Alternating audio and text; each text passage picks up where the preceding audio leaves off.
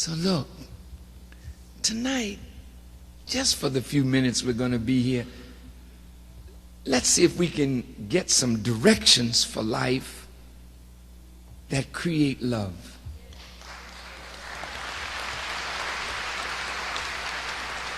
The first thing I want to talk to you about is who you are. So you'll have greater expectation. Jesus said, as a man thinketh in his heart, so is he.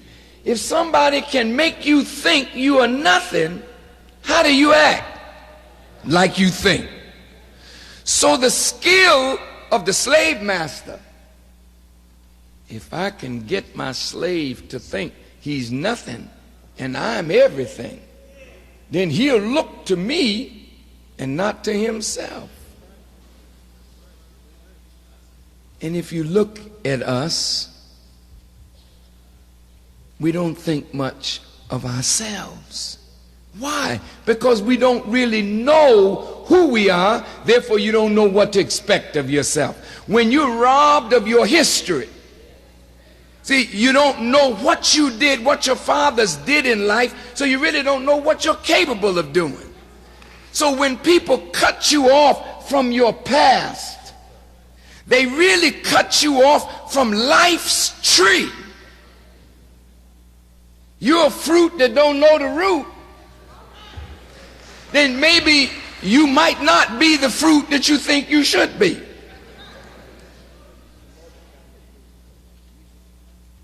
So let's see who we are.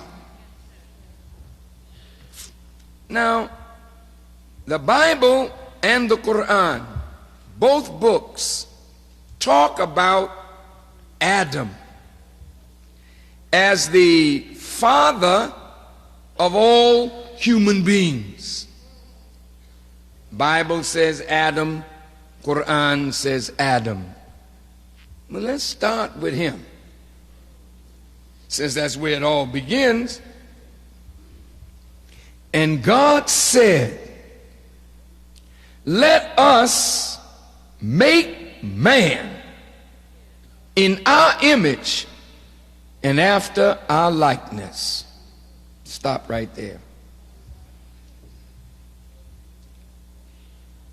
That's a powerful statement. If you and I are made in the image and the likeness of God, then when I look at you, who am I looking at? Oh, I want you to think before you talk now. I'm going to say it slower. If you are made in the image and the likeness of God, when I'm looking at you, who am I looking at? Now, how does Jesus square with that? Would Jesus say, Farrakhan, don't mislead these people any further. You know doggone well you ain't looking at God when you look at them. Jesus wouldn't say that. Jesus said, how can you love God whom you have never seen? Oh, it's in the scriptures. And hate your brother whom you see every day. Now check this out.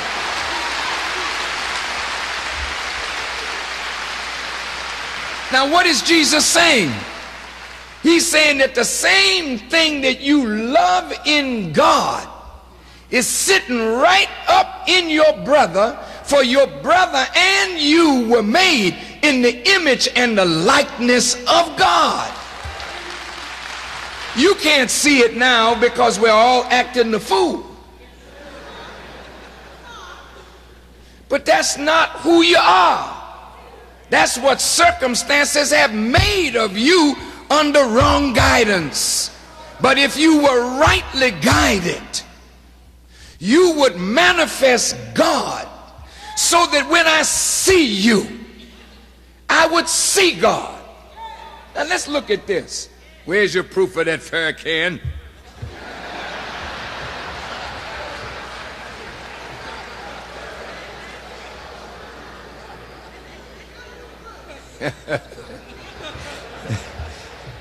Jesus said, when the disciples asked him, Master, when were you hungry and we fed you not? When were you naked and we clothed you not? When were you out of doors and we gave you not shelter? When were you sick and in prison and we ministered not unto you? Then Jesus said, inasmuch as you have not done it unto the least of these, my brethren, you have not done it also unto me.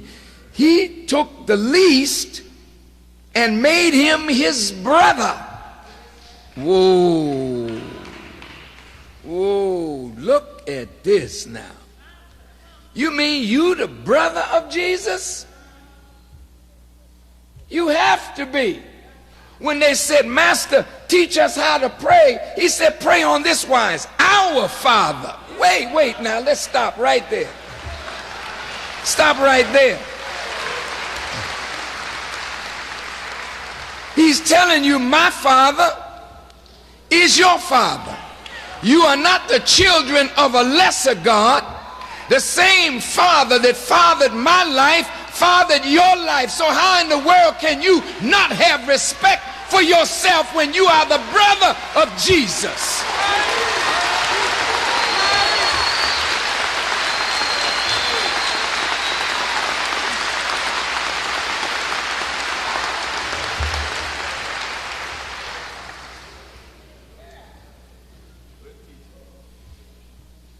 Man made in the image and the likeness of God. David the psalmist said, ye are all God's children of the Most High God. Well now, I'm a young God or an older God, and you are a God. So when I serve you, I'm serving God. When I do right by you, I'm doing right by God. When I mistreat you, I'm mistreating God. If I'm unjust to you, I'm unjust to God and to myself. Why do you say this, Farrakhan?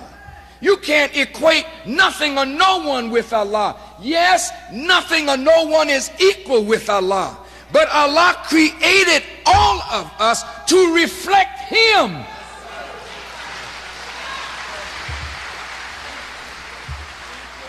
Otherwise, how can you wear Allah's name? What justifies you to be Muhammad, Hassan, Hussein, Kareem? These are the names of God. Well, why should you wear a name of God if you can't reflect that attribute in your life? God don't make you to reflect less. Man and woman is above everything in creation. You are greater than the sun, greater than the moon, greater than the stars. They live longer, but they can't think.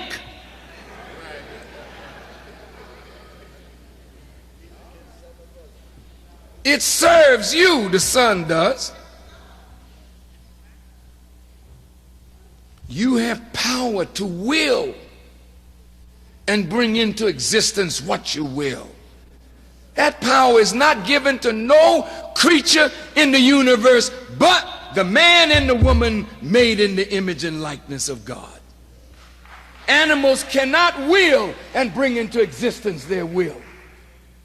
Animals can't vision and bring into reality their vision. Sun can't do it, moon can't do it, stars can't do it, mountains can't do it. They're stronger than you, they outlive you. But you can master them. They cannot master you. That is how powerful the human being is.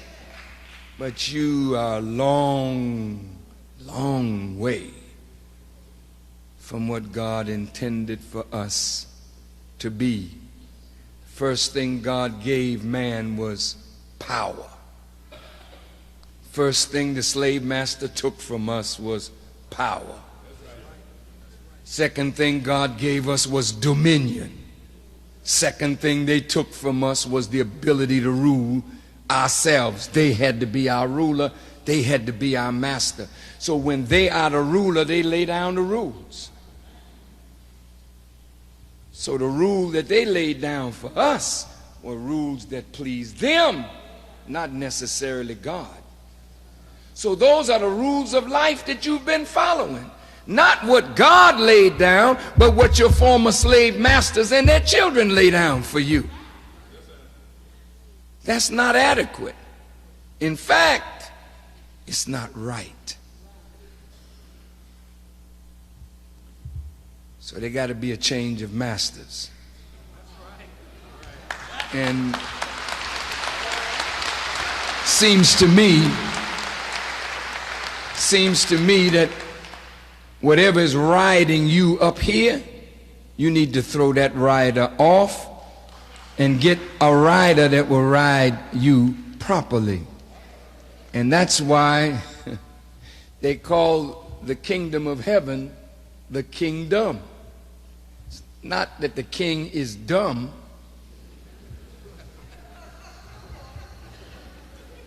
But the D-O-M part of it represents the dome. The king is in the dome. The dome is here. If the king in your dome is God, then you govern your body and everything around you by the rules and laws of the king that's sitting on the throne in your dome. But if your slave master is sitting up in your dome as the king in your house, no wonder you acting like such a fool. He's miseducating you. You just got the wrong stuff up here. So we got to overthrow this government and replace it with good government. This is why Jesus said, I am the good shepherd. And if the good shepherd is the king in your house, then you don't need a leader. You got one. See, most of you are looking for some leader to lead you. Well, I mean, people say, Farrakhan, you're the leader, you know, well, that's fine. I appreciate that. But let me tell you something. I'm not going to allow you to put everything on me. Like you can't think.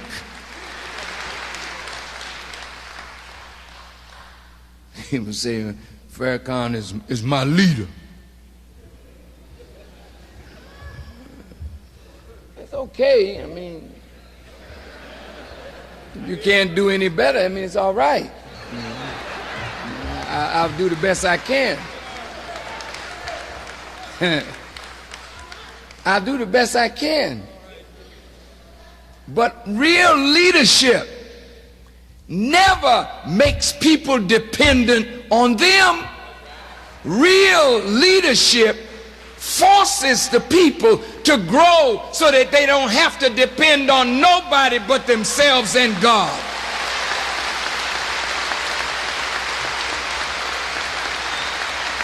Every leader dies. Every prophet dies. Death comes to all men. Only God is eternal. So why would anybody want to be your leader and they can't lead you forever? But God leads forever. God leads and guides forever. So the best leaders are they who take you to God and leave you there.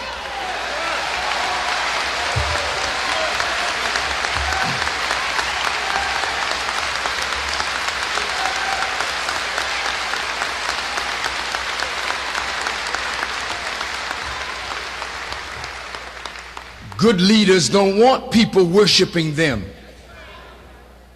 Good leaders know that only God is worthy of worship.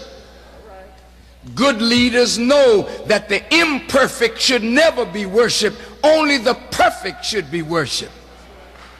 So the good leader gets out of the way so you can see the perfect.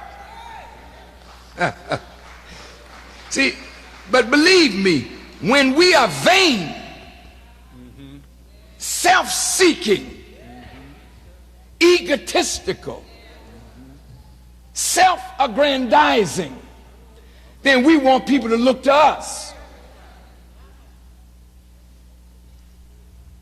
And this is what happens when the leader dies. The people go off. Oh, my leader is gone.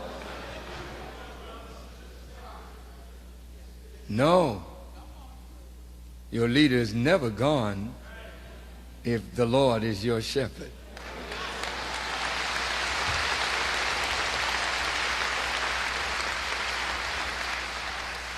Now let's look at this from the Quran, because the Quran, and every one of you should try to get a Quran. I have many Bibles, I have many Qurans. I read both.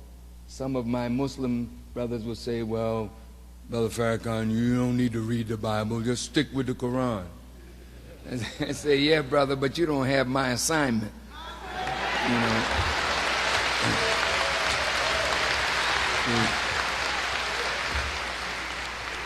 When Prophet Muhammad sat down with Christians, he didn't talk to them out of the Quran. He didn't judge them out of the Quran. He judged them out of the revelation that they claimed they believed in. When he sat with the Jews, he judged them out of the Torah, not out of the Quran. So he couldn't judge them out of a book that he knew nothing about. He had to know the Torah, he had to know the gospel as well as the Quran. And when you live in the society of people that we live in today, you just can't study the Quran and not study the Torah or study the gospel. You have to know all the books that the people believe in so that you can bring them from the known to the unknown. And that's why Brother Farrakhan is very successful in talking to people of all faiths. Because I believe, I believe that I understand a little better than the narrowness of those of us who fall in love with our rituals and don't understand the truth that undergird the ritual and think that we got a different religion because the rituals are different.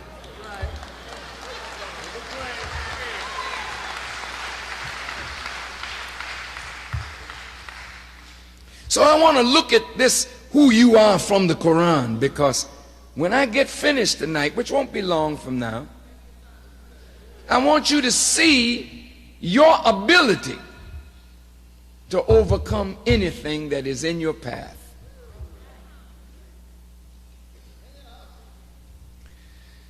Now, you are black people, and I said Jesus was your brother. See, what they don't tell you in American racist society was that Jesus was a man of color. Now, they don't want to talk about that, but they paint him as blonde-haired and blue-eyed, or brown-haired and brown-eyed. But the truth of the matter is, from all the descriptions that were given of him, and you waiting for his return, I expect, how you gonna recognize him? A dude come down with blonde hair and blue eyes, long dress, say, I'm he.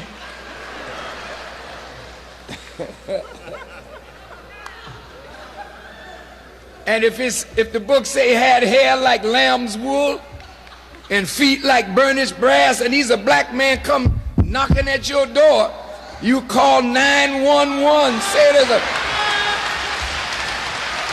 there's a Negro at my door talking about he's Jesus. Get the police immediately. He came unto his own, but his own received him not. Because they weren't looking for him, they were looking for a Caucasian.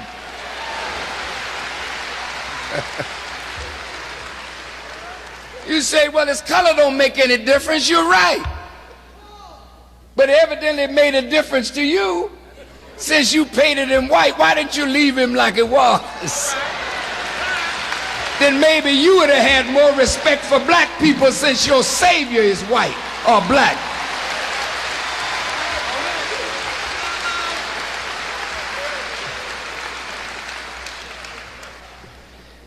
See, I couldn't beat Rudy Gamage, up if I knew he was the brother of Jesus. Said, whoa, wait a minute, talk to me. This is Jesus's brother, Johnny. I can't beat Jesus's brother. But see, when you see him as subhuman, when you see him as an animal, when you look through the eyes of white supremacy, then you're not looking at a fellow human being. You're looking at an animal, and you're going to get rid of this animal. See? But in order to see him as an animal, you got to be an animal yourself.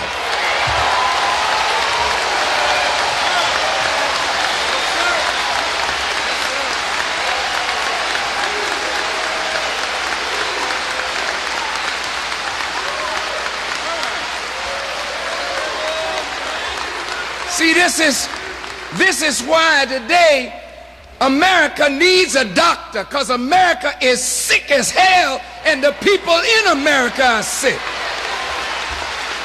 You need a doctor, not a doctor to work on your body, but a doctor to work on the heads of America. That's it. Now let's look at it from the Quran.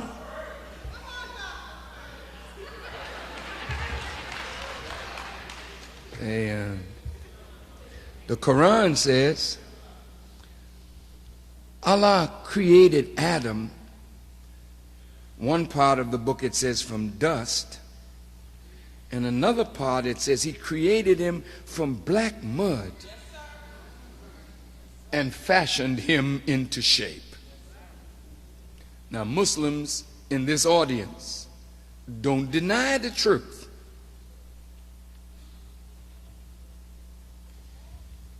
He's the father of all human beings. Well, if he's created of black mud, he can't be white. No, I'm not racist. I hate racism.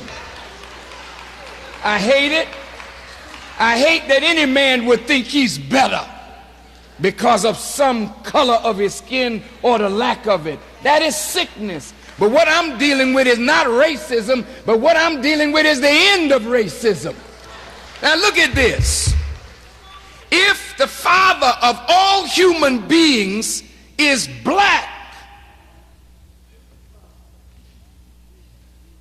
now that's something.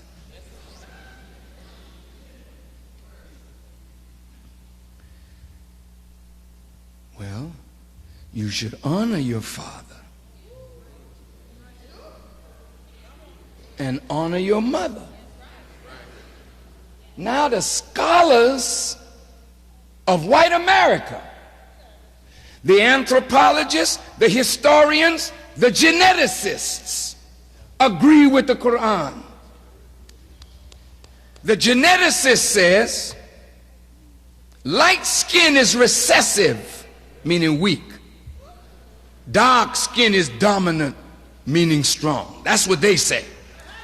They say light eyes are recessive, dark eyes are dominant. You can get the recessive from the dominant, but you cannot get the dominant from the recessive. So what are they saying?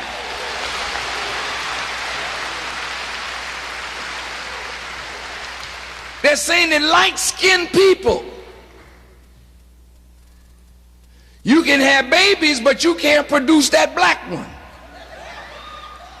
The lighter you are, the less black is in there. So two white people can't produce yellow, much less brown or black. But the black man,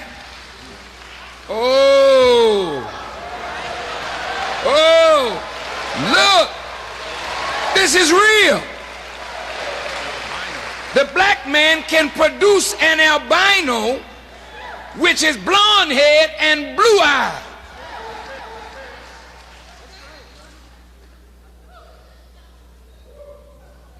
So, who is the original man?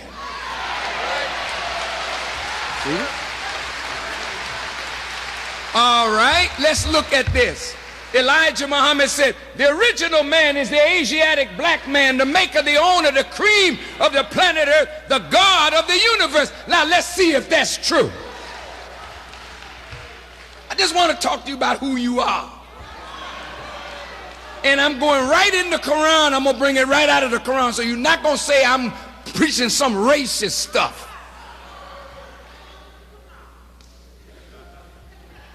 Because I hate racist stuff. I do. But I love truth.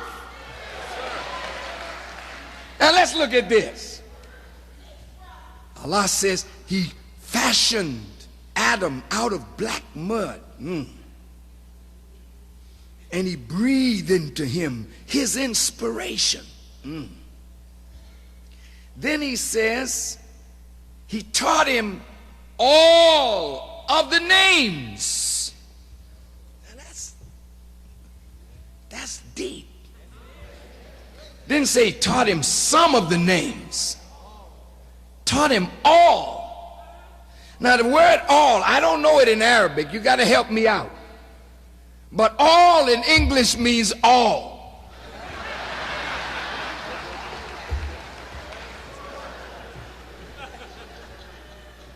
Now, look at this. Wait. Look at this. The Quran teaches if all of the trees were as pens and all of the seas with 7 seas added to them were as ink, you could never exhaust the words of Allah. Then it says in the Quran, everything that Allah created is a word. And everything that he created has a name. So if he taught Adam all of the names, he just didn't say, this is grass, this is a peanut, this is a grapefruit.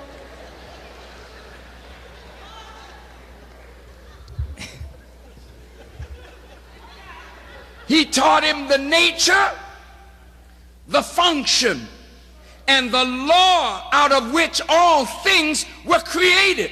Why would you teach Adam that, God? Because you're going to make him a master of everything that you created, and that's why you call man Khalifa. Khalifa means vicegerent, one that stands in the place of another. He is a man standing in the place of God. And he's a black man. He's the original man. He's God of the universe by Allah's permission. Now, let's not get too excited. That is your potential. If that was in your father, that's in you. If your father had the potential to master all of the universe, how are you less than your father except that you don't have the directions of how to live like your father was instructed to live? Now look at this. God said to the angels, bow down to this man that I created. And all the angels submitted except Iblis. Iblis, God asked him this question: what hindered you that you did not bow down when I commanded you? Iblis's answer, I'm better than he is, for I am made of fire while he is made of dust or black mud. See, now when you start arrogating to yourself that you are better than somebody else and negating because of your thinking God's instruction, and look at what happened. Iblis was told this, it is not for you to behave proudly therein, so get out of it, driven away. Now look, Satan is one remote or removed from the face of God. He is a powerful being asked to bow down, and he gives God the weak argument, I'm better, that's why I didn't bow down. You had no right to ask me to bow down to something less than I am. See, and the reason white folk may lose their lives today, come on, because if God send you a black man to save your raggedy backside, look, you're gonna reject him because he's black. Because you white, I'm better than he is. I'm not gonna follow him. I'm not gonna bow down. Well, die then. Because that is how God is gonna save you. He will send you a black man, and if you can't hear that black man, then death will pass on America as sure as it passed on Egypt, Sodom and Gomorrah, Babylon and Rome.